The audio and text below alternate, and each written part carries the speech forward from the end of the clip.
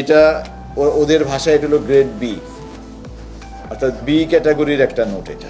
এটা আপনি ধরলে হয়তো বা খুব বেশি সতর্ক না থাকলে বুঝতে পারবেন না, একটু সতর্ক হলে বুঝতে পারবেন যে টাকাটা মনে হয় জাল।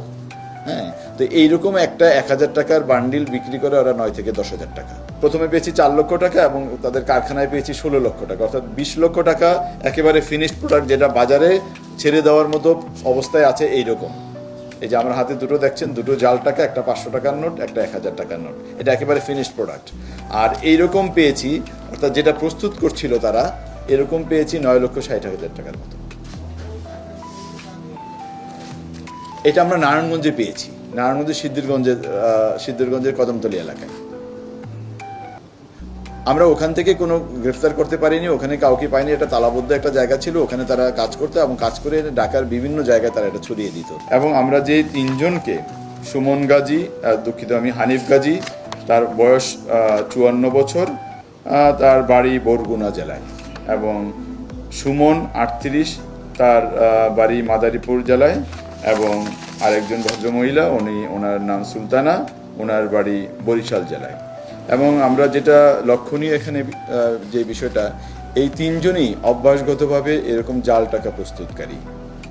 আমরা দেখেছি হানিফ গাজী, আমরা তার প্রোফাইল চেক করে দেখেছি, হানিফ গাজীর নামে ঢাকা বিভিন্ন থানায় 4টি মামলা, অর্থাৎ গতকালকে যে মামলাটি রুজু হয়েছে তার আগে 4টি একই ধরনের, অর্থাৎ জাল টাকা তৈরির যেই সংক্রান্ত বা প্রস্তুত করা সংক্রান্ত যেই মামলা, এরকম আরও 4টি মামলা বিভিন্ন থানায় রয়েছে। অর্থাৎ বোঝা যাচ্ছে সে এই বিষয়ে একজন অভ্যাসগত অপরাধী।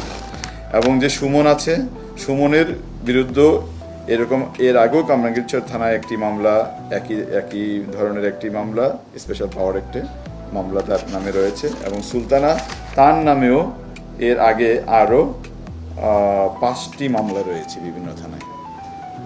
অর্থাৎ আমরা বলতে পারি যে তারা অভ্যাসগতভাবে এই কাজটি করছে।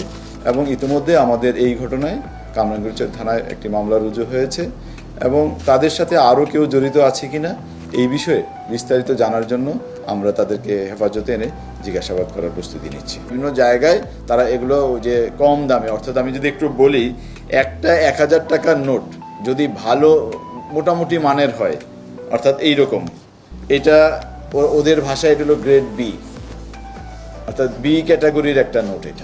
এটা আপনি ধরলে হয়তো বা খুব বেশি সতর্ক না থাকলে বুঝতে পারবেন না, একটু সতর্ক হলে বুঝতে পারবেন যে টাকাটা মনে হয় জাল। হ্যাঁ, তো এইরকম একটা 1,000 টাকার বান্ডিল বিক্রি করে ওরা 9 থেকে 10,000 টাকা, 1 লক্ষ টাকা 9 থেকে 10,000 টাকা বিক্রি করে আপনি খুব সস্তায় কিনতে পারবেন আর কি। পৃথিবীর কোথাও 1 লক্ষ টাকা 9,000 টাকায় কিনতে পারবেন না। ওরা 30 থেকে 40 লক্ষ টাকা এরকম রোজা এবং কাছাকাছি সময়ে ছড়িয়েছে বলে আমাদেরকে বলেছে আর কি। তা আমি একটা মেসেজ আপনাদের মাধ্যমে দিতে চাই, আমাদের যারা জনসাধারণ আছে, আপনারাও নিশ্চয়ই আপনাদের মিডিয়াতে এই বিষয়টা একটু ফলো করে প্রচার করার চেষ্টা করবেন, যাতে পণ্য কেনা বেচা এবং টাকা আদান প্রদান লেনদেনের ক্ষেত্রে অধিকতর সতর্কতা অবলম্বন করি। আমরা হয়তোবা একটা অংশকে বা একটা গ্রুপকে এরকম ধৃত করতে সক্ষম হয়েছি, যারা জাল টাকার প্রোডাকশন করে এবং বাজারে সরবরাহ করে। তো এরকম নিশ্চয়ই আরও থাকতে পারে। তো আমরা তাদেরকে জিজ্ঞাসাবাদ করব।